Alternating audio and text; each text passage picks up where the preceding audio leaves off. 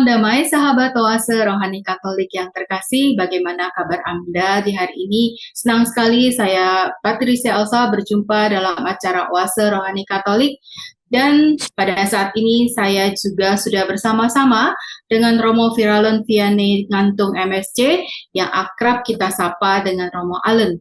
Dan mari sekarang kita menyapa dahulu Romo. Romo, salam kenal Romo, apa kabar? Salam kenal Elsa, sahabat Oase Rohani Katolik. Salam kenal, saya Romo Allen MSC. Romo, ini Romo kelihatan begitu bersemangat dan juga tersenyum gembira. Romo, Romo saat ini berkarya atau bertugas di mana, Romo? Saya tinggal di Wisma Chevalier di biara kami di Cengkareng. Saya dalam persiapan misi untuk keluar, jadi untuk sementara ada di Jakarta. Wah, luar biasa Romo. Semoga nanti rencana untuk pergi misinya benar-benar sungguh diberkati dan juga berjalan lancar ya Romo. Ya, terima kasih Elsa.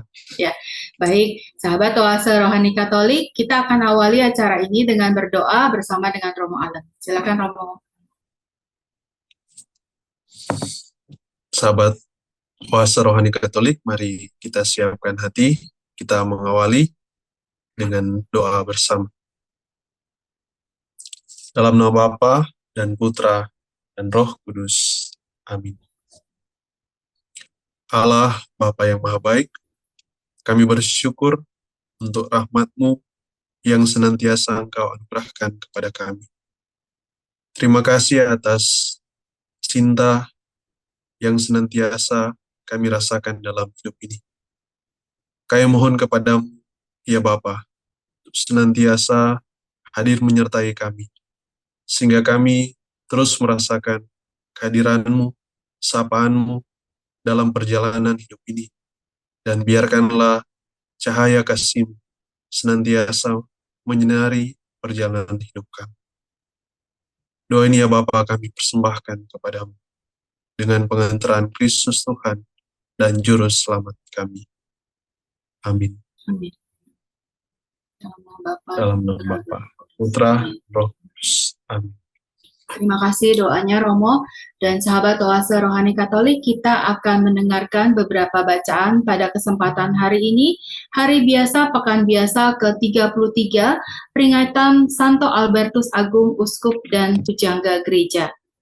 Bacaan pertama dari Kitab Wahyu, bab 3 ayat 1 sampai dengan 6, dilanjutkan ayat 14 sampai dengan 22. Aku, Yohanes, mendengar Tuhan bersabda kepadaku, tuliskanlah kepada malaikat jemaat di Sardis, inilah firman Dia yang memiliki ketujuh roh Allah dan ketujuh bintang itu. Aku tahu segala pekerjaanmu. Engkau dikatakan hidup padahal engkau mati. Bangunlah dan kuatkanlah apa yang masih tinggal yang sudah hampir mati, sebab tidak satu pun dari pekerjaanmu aku dapati sempurna di hadapan Allahku. Karena itu ingatlah, bagaimana engkau telah menerima dan mendengarnya. Turutilah itu dan bertobatlah. Karena jika engkau tidak berjaga-jaga, aku akan datang seperti pencuri, dan engkau tidak tahu pada waktu manakah aku tiba-tiba datang kepadamu. Tetapi di Sardis ada beberapa orang yang tidak mencemarkan pakaiannya. Mereka akan berjalan dengan daku dalam pakaian putih, karena mereka layak untuk itu. Barang siapa menang, ia akan diberi pakaian putih seperti itu. Aku tidak akan menghapus namanya dari kitab kehidupan, tetapi akan kuakui namanya di hadapan Bapakku dan di hadapan para malaikatnya. Siapa bertelinga hendaklah ia mendengarkan apa yang dikatakan Roh kepada jemaat-jemaat. Dan tuliskanlah kepada malaikat jemaat di Laodikia. Inilah firman dari Amin, yaitu saksi yang setia dan benar. Permulaan ciptaan Allah. Aku tahu segala pekerjaanmu. engkau tidak dingin dan tidak panas. Alangkah baiknya jika engkau dingin atau panas. Jadi, karena engkau suam-suam kuku dan tidak dingin atau panas, aku akan memuntahkan dikau dari mulutku. Karena engkau berkata, aku kaya dan aku telah memperkayakan diriku, dan aku tidak kekurangan apa-apa. Dan karena engkau tidak tahu bahwa engkau melarat dan malang, miskin, buta dan telanjang, maka aku menasihati engkau, supaya engkau membeli daripadaku emas yang telah dimurnikan dalam api, agar engkau menjadi kaya, dan juga pakaian putih, supaya engkau memakainya, agar jangan kelihatan ketelanjanganmu yang memalukan. Dan lagi minyak untuk melumasi matamu, supaya engkau dapat melihat. Barang siapa kukasihi, ia kutegur dan kuhajar. Sebab itu, relakanlah hatimu dan bertobatlah. Lihatlah, aku berdiri di muka pintu dan mengetuk. Jika ada orang yang mendengar suaraku dan membukakan pintu, aku akan masuk mendapatkannya dan makan bersama dengan dia, dan ia bersama dengan daku.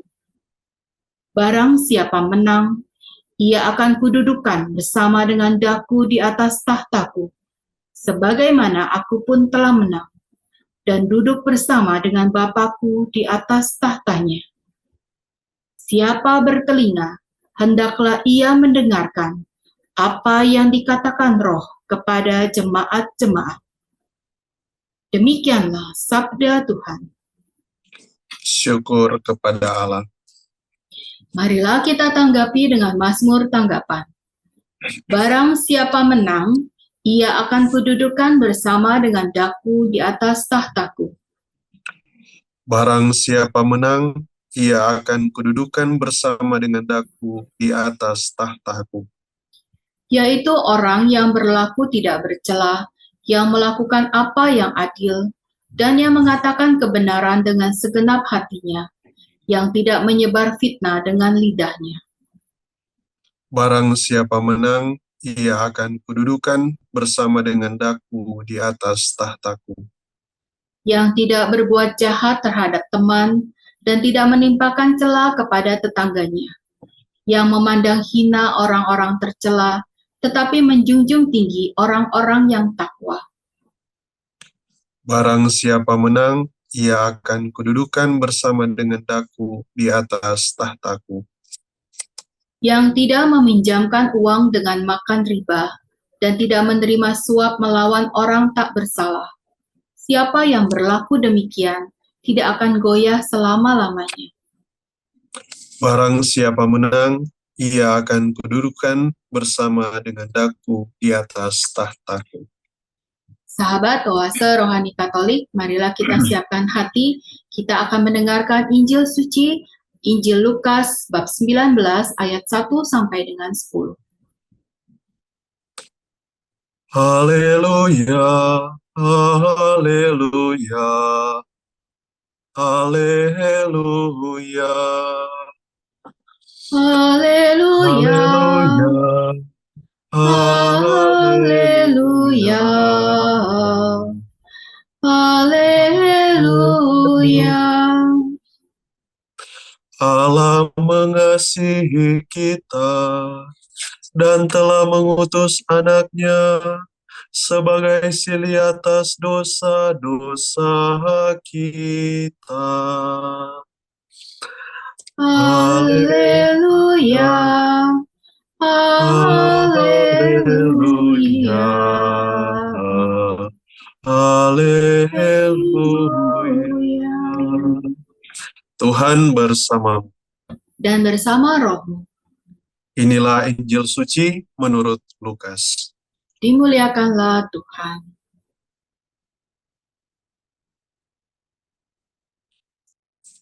Yesus memasuki kota Yeriko dan berjalan melintasi kota itu. Di situ ada seorang kepala pemungut cukai yang amat kaya bernama Sakeus. Ia berusaha melihat orang apakah Yesus itu, tetapi tidak berhasil karena orang banyak dan ia berbadan pendek. Maka beralihlah ia mendahului orang banyak, lalu memanjat pohon ara untuk melihat Yesus yang akan lewat di situ. Ketika Yesus sampai ke tempat itu, ia melihat ke atas dan berkata, "Sakeus, segeralah turun. Hari ini aku mau menumpang di rumah." Sakeus segera turun dan menerima Yesus dengan sukacita. Tetapi semua orang yang melihat hal itu bersungut-sungut, katanya, "Ia menumpang di rumah orang berdosa." Sakeus berdiri dan berkata kepada Tuhan, "Tuhan, separuh dari milikku akan kuberikan kepada orang miskin, dan sekiranya ada sesuatu yang kuperas dari seseorang, akan kukembalikan 4 kali lipat." Kata Yesus kepadanya, "Hari ini terjadilah keselamatan atas rumah ini, karena seorang orang ini pun anak Abraham. Anak manusia memang datang untuk mencari dan menyelamatkan yang hilang." Demikianlah sabda Tuhan. Terpujilah Kristus. Terima kasih Romo untuk bacaan Injilnya. Dan sahabat Oase Rohani Katolik, kita sudah mendengarkan 2 bacaan pada kesempatan hari ini, hari biasa, pekan biasa yang ke-33. Dan sekarang Romo Allen akan memberikan inspirasi pewartaan dan kabar baik Injil kepada kita semua. Silakan Romo. Baik. Pada satu kesempatan, Albert Einstein yang kecil menghadiri kelas dari profesornya yang mengatakan bahwa Tuhan itu tidak ada. Kalau Tuhan ada, kenapa ada banyak kejahatan? Tuhan tidak ada. Lalu Albert Einstein yang kecil ini, dia bertanya kepada profesor, "Profesor, apakah dingin itu ada?" Profesor bilang kepada murid yang lain, "Dingin itu ada." Dan anak itu berkata, "Dingin itu tidak ada. Secara fisika, dingin itu terjadi karena tidak adanya panas." Einstein kecil ini kembali bertanya, "Profesor, gelap itu ada atau tidak?" Profesor itu menjawab, "Gelap itu ada." Einstein yang kecil ini kembali berkata, "Gelap itu tidak ada. Gelap ada terjadi karena tidak adanya cahaya." Sahabat Oase Rohani Katolik yang terkasih, pembicaraan kali ini saya jadikan dengan dalam satu tema, let the light in. Izinkan cahaya itu masuk. Mari kita lihat bersama beberapa bacaan yang sudah kita dengarkan bersama. Bacaan yang pertama berbicara, dikutip dari kitab Wahyu, berbicara tentang nubuat-nubuat dari Yohanes, di mana Tuhan dalam nubuatnya, Tuhan Yesus meminta Yohanes untuk menuliskan surat kepada 7 jemaat. Ya, ada 7 jemaat, jemaat di Efesus, Smyrna, Pergamus, Tiatira, Sardis, Philadelphia, dan Laodikia. Adapun yang dibacakan dalam bacaan hari ini adalah kutipan surat kepada 2 jemaat, yakni jemaat di Sardis dan jemaat di Laodikia. Dari isi surat yang sangat panjang, saya merasa bahwa ada bagian yang cocok dengan tema kita yang kita angkat, yaitu kutipan yang mengatakan demikian, "Barang siapa aku kasihi, ia aku tegur dan kuhajar. Sebab itu relakanlah hatimu dan bertobatlah. Lihatlah, aku berdiri di muka pintu dan mengetuk. Jika ada orang yang mendengar suaraku dan membukakan pintu, aku akan masuk mendapatkannya dan makan bersama dia, dan ia bersama dengan daku. Dalam Mazmur tanggapan, kita mendengarkan bersama bagaimana dikatakan tentang barang siapa menang. Siapakah yang menang? Barang siapa menang, ia akan kududukan bersama dengan daku di atas tahtaku. Dikatakan di situ tentang siapakah yang dikatakan sebagai mereka yang menang. Ya, kita dengarkan bersama dalam ayat-ayat, yaitu mereka yang berlaku tidak bercela, yang melakukan apa yang adil, yang mengatakan kebenaran dengan segenap hatinya, yang tidak menyebarkan fitnah, yang tidak berbuat jahat terhadap teman, yang tidak melimpahkan cela kepada tetangganya, yang memandang hina orang-orang tercela, tapi menjunjung tinggi orang-orang takwa, yang tidak meminjamkan uang dengan makan riba, dan tidak menerima suap melawan orang tak bersalah. Selanjutnya, bacaan Injil yang kita dengarkan adalah bacaan yang mungkin sudah sering kita dengar, yaitu kisah tentang Sakeus yang berjumpa dengan Yesus. Ya, mengingat kisah Sakeus, saya ingat satu foto yang sementara beredar di media sosial, yaitu ada gambar di mana waktu itu Presiden kita Jokowi mengunjungi suatu daerah, dan waktu itu umat dengan penuh antusias ingin berjumpa dengan dia. Lalu ada orang yang saking semangatnya ingin melihat Jokowi, tapi karena kerumunan akhirnya dia naik di atas pohon. Dan itu difoto oleh orang, dan menjadi sangat menarik ketika melihat foto itu. Gambarannya sama seperti mungkin kisah yang waktu itu Sakeus punya kerinduan besar ingin menjumpai Yesus, dan dia akhirnya naik di pohon ara untuk bisa melihat Yesus. Ya, pemandangan yang sama seperti yang terjadi pada masa Sakeus berjumpa dengan Yesus. Nah, kisah tentang Sakeus itu tentu menjadi sangat menarik jika kita merenungkan bersama kembali. Ya, siapa itu Sakeus? Ya, dalam bacaan Injil dikatakan Sakeus adalah seorang pemungut cukai. Bahkan dikatakan dia adalah kepala pemungut cukai. Ya, kepala pemungut cukai pada masa Yesus, ya, orang-orang Yahudi menganggap pemungut cukai ini sebagai orang-orang najis. Ya, karena apa? Karena mereka bekerja sama dengan, ya, para penjajah dari Roma, ya, dan juga mereka selain menjalankan tugas mereka, mereka sering menuntut, meminta lebih dari apa yang seharusnya dibayarkan. Jadi orang Yahudi pada masa itu sangat menderita dengan beban pajak. Ya, kalau kita kembali ke masa itu, orang-orang pada masa itu ada banyak sekali pajak yang harus ditanggung oleh setiap orang. Ada yang namanya pajak sipil, dan ada yang namanya pajak keagamaan.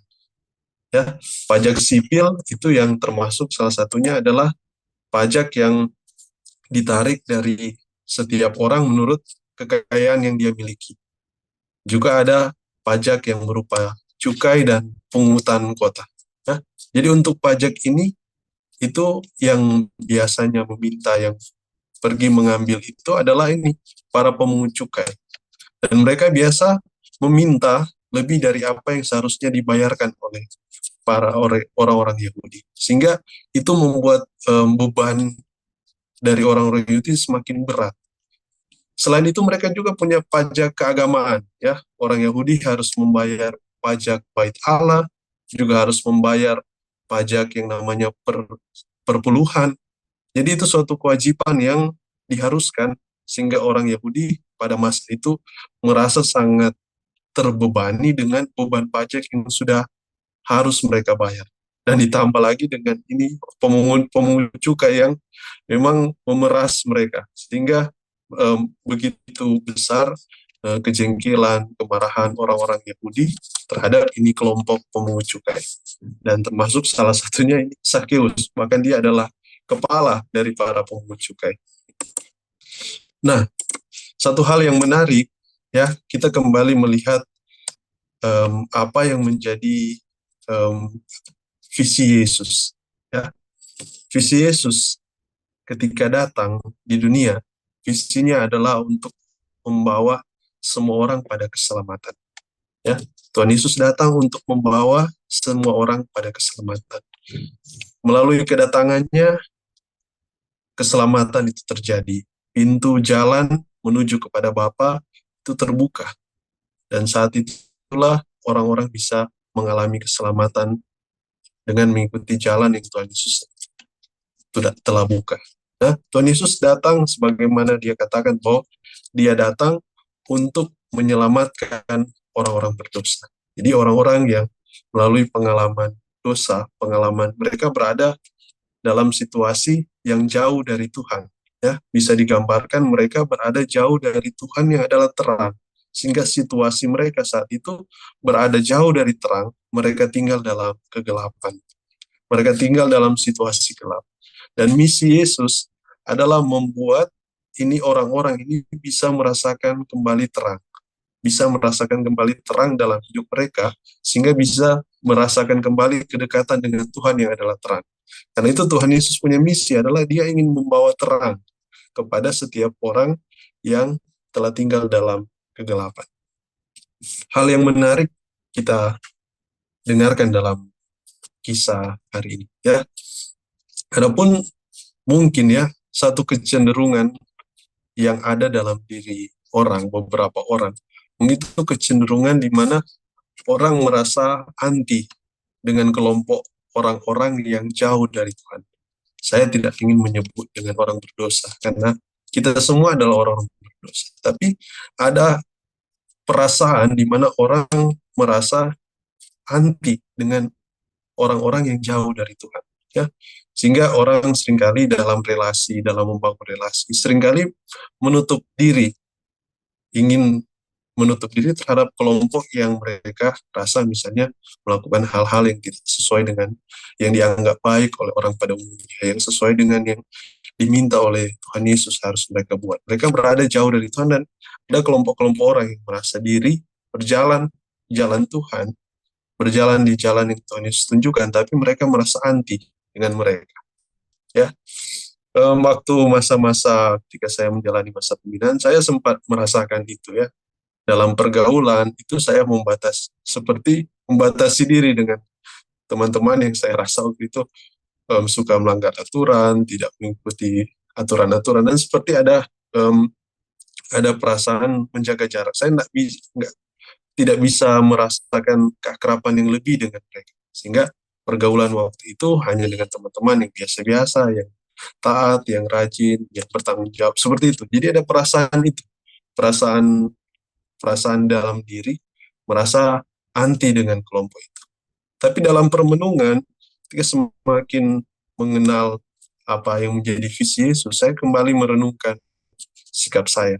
Ya, saya merasa bahwa ketika seorang yang mengaku diri sebagai pengikut Kristus merasakan diri ada rasa perasaan anti dengan orang-orang yang jauh dari Tuhan, itu mereka perlu mempertanyakan kembali identitas dan panggilan mereka sebagai pengikut Kristus. Karena Tuhan Yesus datang itu untuk memanggil orang-orang berdosa.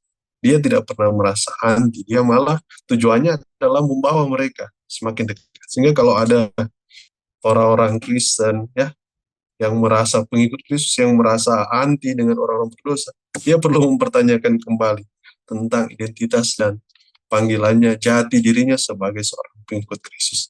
Karena kita dipanggil untuk menyelamatkan orang-orang berdosa. Kita dipanggil untuk semakin dekat dengan mereka. Ya, hal yang menarik dalam kisah tentang Sakeus yang menjadi pembelajaran kita, mungkin itu satu hal yang menarik adalah bagaimana Sakeus ini dia membuka hati untuk Tuhan, ya, membuka hati untuk Tuhan. Ada satu lukisan yang mungkin menarik bagi kita, yang mungkin kita sudah kenal. Itu lukisan di mana Tuhan Yesus mengetuk pintu. Lukisan yang dibuat oleh seorang seorang pelukis, ya, lukisan di mana pada saat itu digambarkan Tuhan Yesus yang sedang mengetuk pintu. Pelukis ini ketika dia selesai melukis lukisan itu, dia bertanya kepada teman-temannya, coba minta tolong lihat lukisan saya, apakah ada kekurangan dari lukisan yang telah saya buat. Tapi waktu itu semua teman-temannya merasa kagum dengan lukisan yang luar biasa, ya, Tuhan Yesus mengetuk pintu dari luar. Itu teman-temannya merasa kagum, itu lukisan yang sangat bagus, sangat luar biasa. Kemudian ada satu temannya yang saat itu datang, tidak lama, lalu kemudian diminta juga tanggapan tentang masukan tentang gambar itu. Dan dia berkata kepada pelukis itu, ada satu kesalahan besar dari lukisan yang kamu buat. Kamu lupa menggambar gagang pintu dari pintu tersebut. Ya. Dan pelukis itu, dia katakan bahwa Tuhan Yesus mengetuk pintu, dan pintu itu hanya bisa dibuka dari dalam. Ya, luar biasa. Kisah lukisan itu menggambarkan sebenarnya bagaimana perjumpaan inisiatif dari Tuhan Yesus yang datang ingin membawa terang dalam diri setiap orang. Ya, ketika orang hidup dalam pengalaman jauh dari Tuhan, mungkin bisa digambarkan sebagaimana situasi orang berada dalam gelap. Ya, karena jauh dari Tuhan yang adalah cahaya, mereka tinggal dalam situasi gelap. Dan saat itu, ketika Tuhan Yesus yang adalah terang datang mendekati, dan orang yang tinggal dalam gelap itu menutup dirinya, menutup rapat-rapat, dan tidak membiarkan terang itu masuk, dia akan tetap tinggal dalam kegelapan.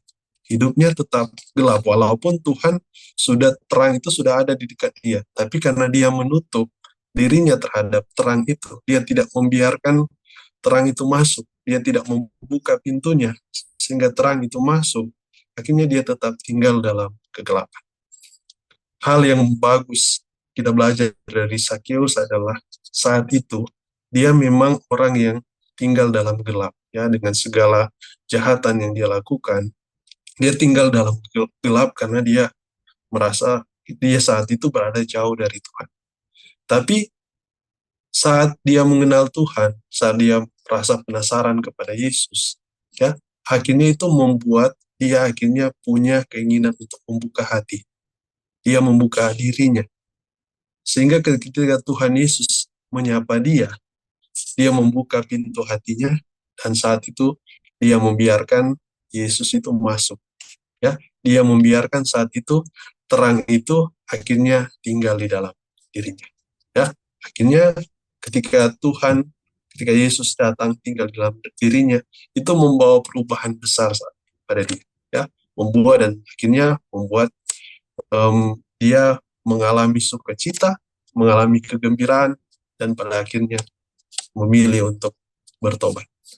Ya, luar biasa. Itu mungkin satu dua hal yang bisa kita pelajari dari kisah Zakeus ini.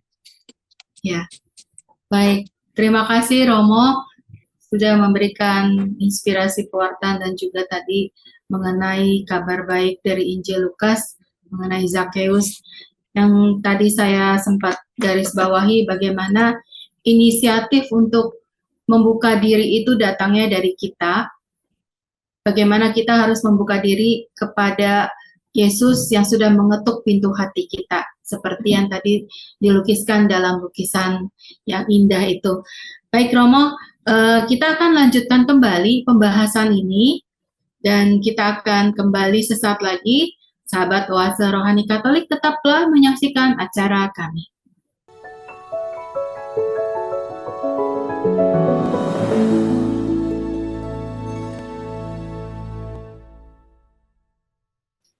Terima kasih Anda masih bersama dengan kami, sahabat Oase Rohani Katolik, masih bersama dengan Romo Viralentiani Ngantung MSC, dan saya Patricia Alsa.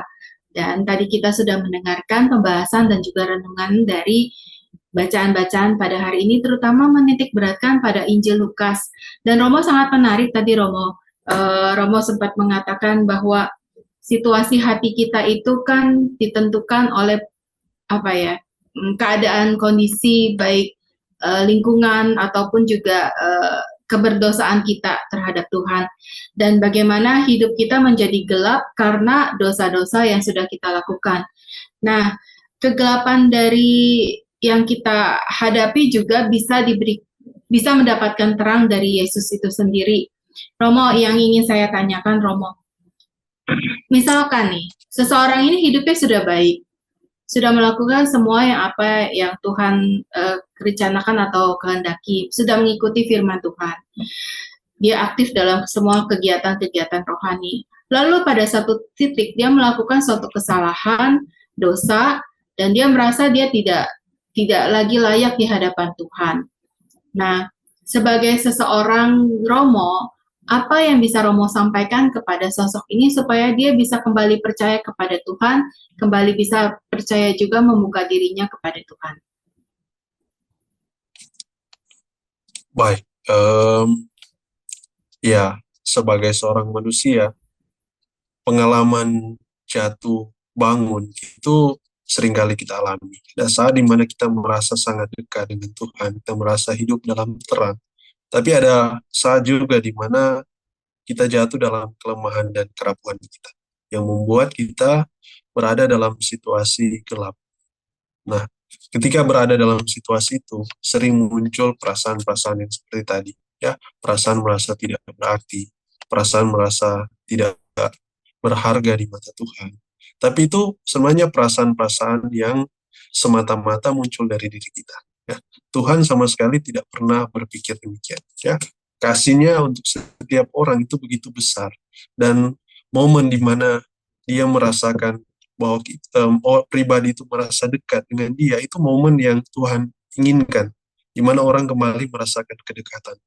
Sehingga pengalaman ketika berada kembali dalam perasaan jatuh, pengalaman jatuh dalam dosa dan mengalami keterpurukan, kiranya ketika orang berada dalam situasi itu tidak membiarkan diri untuk terus-menerus tinggal dalam situasi itu, tetapi kembali ingat bahwa Tuhan kita itu maha baik, dia maha pengasih, dia merindukan momen untuk kembali merasakan kedekatan dengan saya secara pribadi, sehingga semangat itu kiranya hidup dalam dirinya dan memampukan dia untuk kembali bangkit, tidak membiarkan diri terpuruk dalam pengalaman kegelapan, tapi dia rindu untuk kembali berjalan mendekati terang itu, bangkit mengalih, karena momen di mana berada dekat dengan Tuhan, itu momen yang Tuhan rindukan, juga menjadi momen di mana orang merasakan kembali momen rahmat.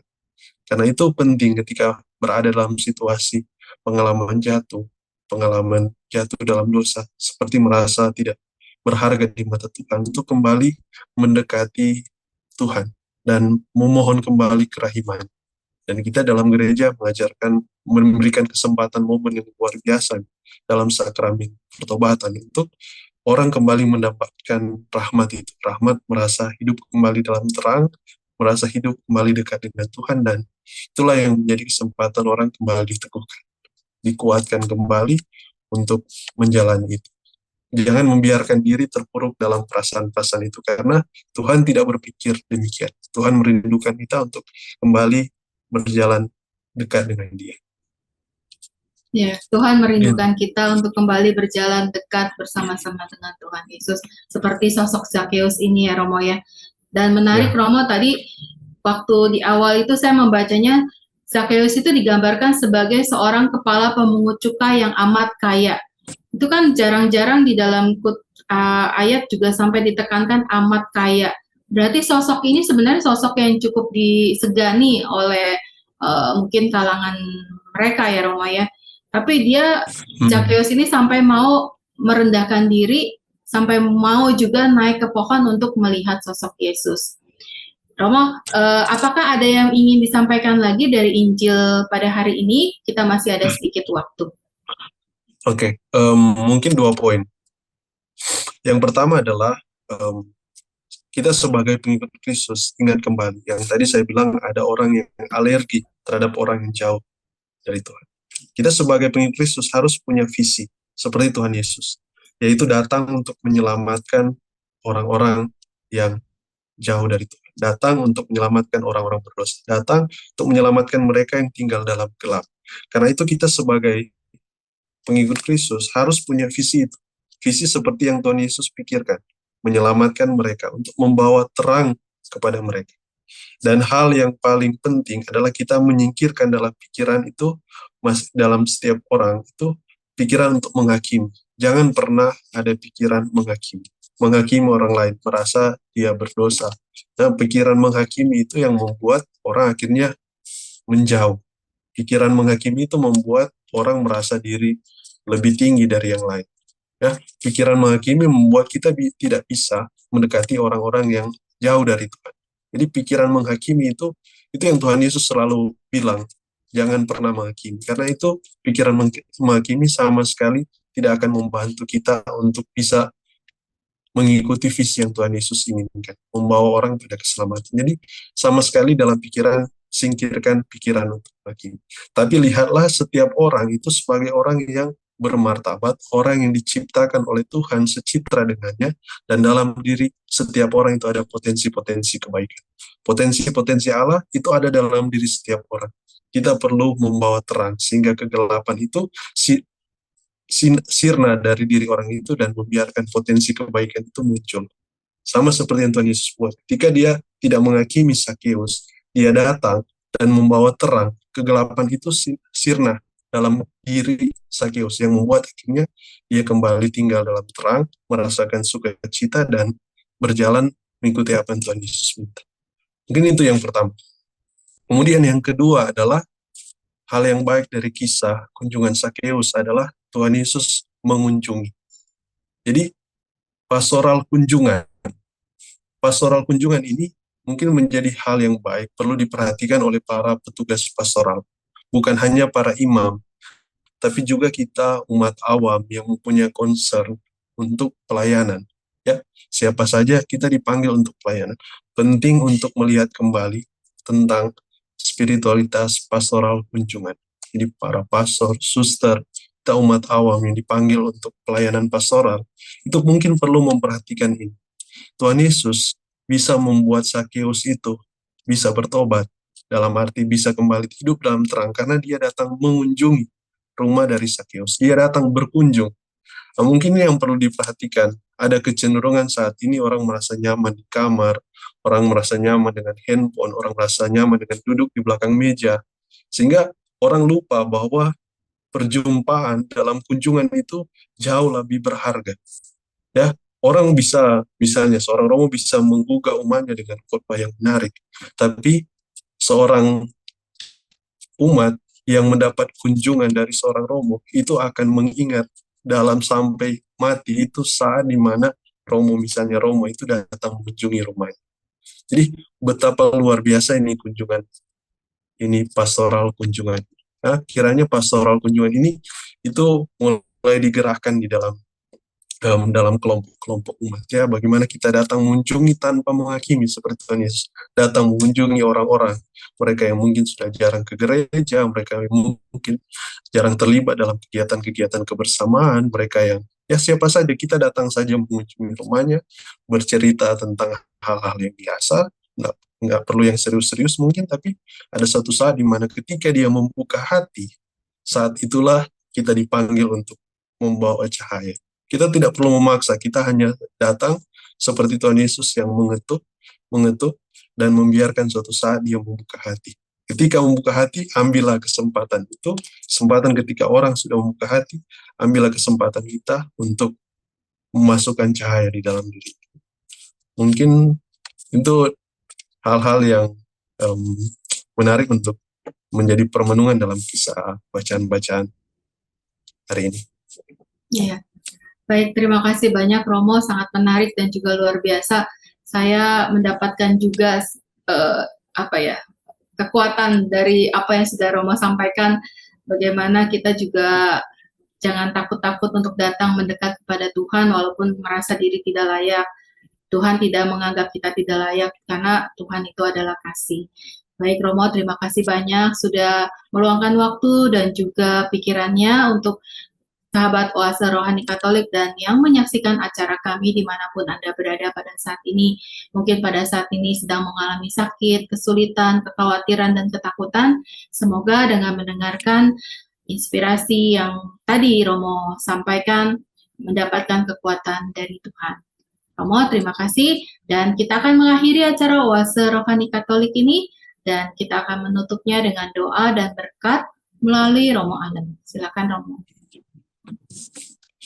Marilah kita berdoa dalam nama Bapa dan Putra dan Roh Kudus. Amin. Allah Bapa yang Maha Baik, kami bersyukur atas cinta-Mu yang tidak habis-habisnya bagi kami. Kau yang merindukan kami, boleh mengalami kebahagiaan bersama dengan Kau. Kau yang menghendaki kami untuk merasakan kedekatan dengan Engkau. Bapa yang Maha Baik, kami mohon kepadamu kiranya sinar kasih senantiasa menyinari diri kami, menyinari kehidupan kami, untuk meyakinkan kami bahwa kami adalah pribadi-pribadi yang berharga di mata, untuk menguatkan kami, untuk memberikan kepada kami kepercayaan diri, untuk bangkit dari pengalaman kejatuhan, bangkit dari pengalaman berada dalam kegelapan, untuk kembali bangun dan hidup dalam terang. Kami percaya bahwa Engkau senantiasa menuntun dan membimbing kami dalam perjalanan hidup ini. Bapa yang Maha Baik, dan mampukanlah kami untuk boleh menjadi pembawa terang bagi siapapun, boleh membawa terang bagi umat, bagi siapapun yang berada jauh dari Engkau, boleh kembali merasakan bahwa kami semua adalah pribadi-pribadi yang berharga di mata Engkau, pribadi-pribadi yang sangat Engkau cintai. Bapa yang Maha Baik, semua doa dan harapan ini kami sampaikan kepadamu dengan pengantaran Kristus Tuhan dan Juru Selamat kami. Amin. Amin. Tuhan bersamamu Dan bersama rohmu. Berkat Allah yang Maha Kuasa turun menyertai saudara-saudari terkasih dalam nama Bapa dan Putra dan Roh Kudus. Amin. Amin. Sahabat Oase Rohani Katolik, kami pamit undur diri. Saya Patricia Elsa bersama dengan Romo Viralen Vianney Ngantung MSC. Kita akan berjumpa kembali di kesempatan lain. Tetap jaga kesehatan dan tetap semangat. Sampai jumpa.